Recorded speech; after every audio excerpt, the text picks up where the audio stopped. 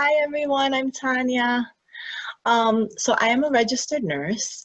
I work in New York City. I live in Brooklyn. I'm also a Reiki master and an introspective hypnosis practitioner. I've trained under Antonio Sangio and Alba Weinman. I just want to show you that I am really a registered nurse because I know that Marina is big on showing proof. So these are my IDs. Let me just show you. I have 3. This is me. And I have one more. This is me, okay? All right. So I wrote a little stuff down that I just want to share with you guys, from what I've been seeing from the COVID patients that we've been working with. I have a 14-year background in working in the hospital in the NICU, and I recently transferred over to hospice. So I work home care with hospice patients. So what I've been seeing that there's kind of 3 waves of patients. The first wave are the asymptomatic, which are the patients that have no symptoms at all, which are the kind of the carriers. The second wave are the semi-symptomatics, which are the people with a slight runny nose, like cold and cough for 1 to 2 weeks, but then they go back to normal. And then the third wave is the people that are extremely sick, high fevers, pneumonia-like symptoms, flu-like symptoms, fluid in the lungs, very exhausted, headache, GI symptoms. Those are the ones that are usually, they go on the vent. But I just do want to say that we cannot get in this state of fear. From what I've seen, with my coworkers, and my husband also works in the hospital, patients are recovering. This is my message for today. People are recovering. The numbers that they are reporting in the news are not accurate. I was Googling the numbers from the CDC. There's a lot of people that are not counted. There's a lot of people that are sent home from the hospitals because they don't have enough symptoms, and there are people recovering at home. And there's also people that are being discharged every day. Are there people dying? Yes, there are people dying. Like, I'm not going to sugarcoat anything, but there are more people recovering and getting better. So this is my message. I just want to say, also, I wanted to say that I saw a video from Dr. Scott Jensen, and I want everybody to Google this. He was on Fox News Channel. Now, he is from the Minnesota State Senate. Now, the DOE sent him the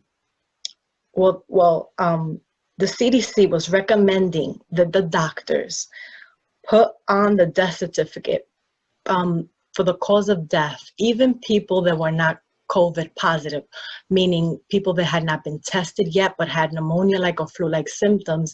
They wanted the doctors to put on the death certificates that these patients were COVID positive, that was the cause of death.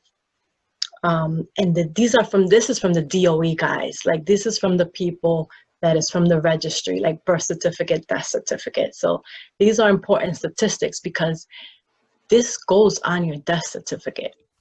So they're basically telling us to lie and say, even though a person was not tested, it could be respiratory distress, it could be pneumonia, a person could have died of a heart attack. You're telling people to lie and say that they were COVID positive. This is what they're telling our doctors to do. This is totally wrong. They're basically padding the numbers.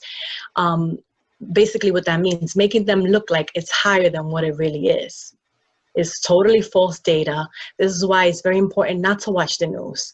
We have to listen to Marina when she says, let's watch those fun-loving movies that make you feel good, not to stay in fear. Don't even watch the news at all. Anything that's going to keep you in fear, do not engage. Do not engage at all. And they asked Dr. Fauci on the news the other day if the number of the COVID deaths were being padded. And you know what he said? He said, no, that's a conspiracy theory. And you know what that tells me when they say it's a conspiracy theory? There's more truth to that than lies. Because when they try to spin it back onto the media and back onto the people, that means that there's a cover up there. So we have to look out for that. Another thing that I learned was that during my investigation was that Medicare is paying every COVID positive admission, $13,000 to the hospitals. every admission. So they're paying you $13,000 if you get a patient that's COVID positive. They're also paying you $39,000 if you get a patient that's COVID positive on a ventilation. So what does that also tell us? This is a money game. It's all about money.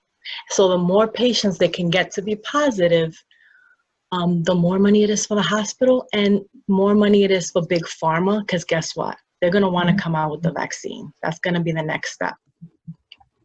So I urge us all to kind of be on the fence, to be very careful. Me, from the nurse's perspective, I work with a very wonderful doctor, and she says, Tania, 50% of us will get it. Guess what? We're going to get through this. We're going to build up immunity, and we're going to keep going. This is what it is. Some of us will get it as a cold. Some of us will get it as a little flu. Some of us might die from it.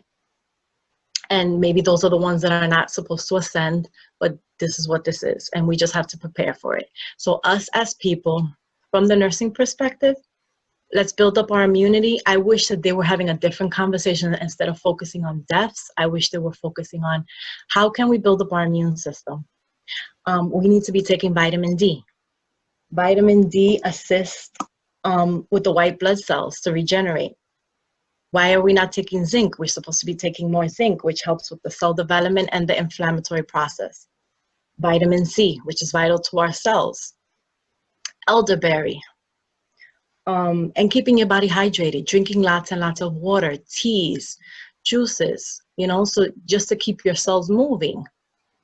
Those are my nursing recommendations. I feel like I'm the honorary nurse of the channel now.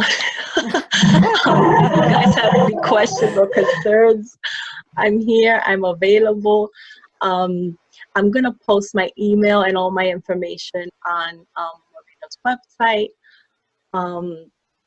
Yeah, that's basically my message. My message is, let's not get into fear, let's stay into faith, let's stay in hope, and let's stay happy, and let's live on the highest vibrational timeline that we can, so we can manifest, you know, the best possible outcomes.